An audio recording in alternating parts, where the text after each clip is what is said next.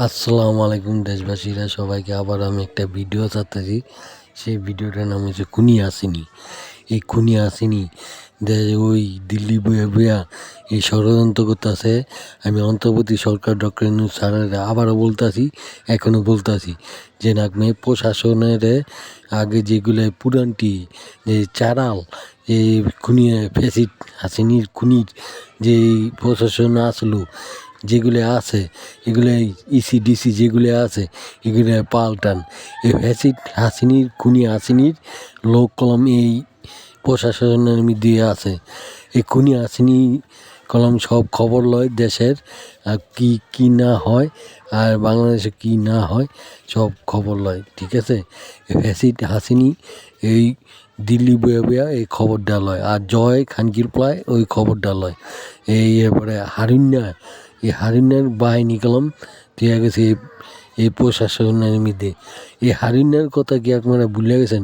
অন্তর্বর্তী সরকার doctor Yunus sir, আপনার কি হারিন্না এই যে এই গুল্লি করছে হারিন্নাই এই এই ফ্যাসিড হাসিনি অর্ডার দিচ্ছে আর ওই গুলি করছে এই ওর মন্ত্রী আজিজুল ইসলাম কি জানি সালমান ওসমান, তারপরে একটা আছে যে জেলা যারা আছে অগো ফাঁসি অন্তরি দিলেন না, আর আমাদের বেলাল হোসেন সাইদির বিচার অন্তরি করতে পারলেন না। এরপরে সালমান শাহর বিচার অন্তরি করতে পারলেন না, ডুবিয়ে পারবেন না। এই যে কইল যেন এই কথাটা আপনারা ভুলে গেছেন।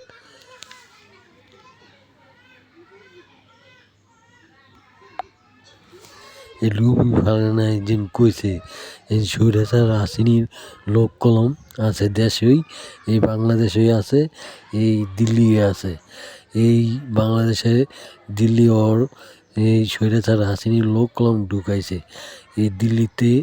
ভারতের এই মোদি সরকার এই খানকে হয়েছে এই স্বৈরাচার হাসিনি যে সময় আসলো এই সময় এই দিল্লির মধ্যে প্রশাসন ঢুকাইছে, তারপরে র্যাব বাহিনীর মধ্যে ঢুকেছে, সেনাবাহিনীর মধ্যে ঢুকেছে।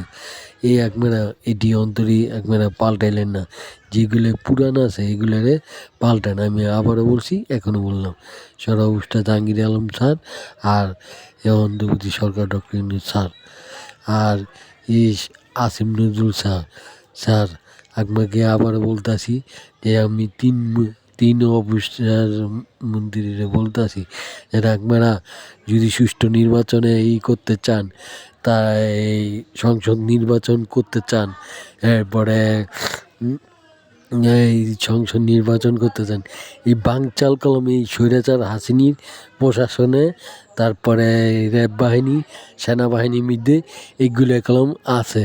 আপনারা অনেক বুঝেন না, পরে বুঝবেন, পরে পস্তাবেন।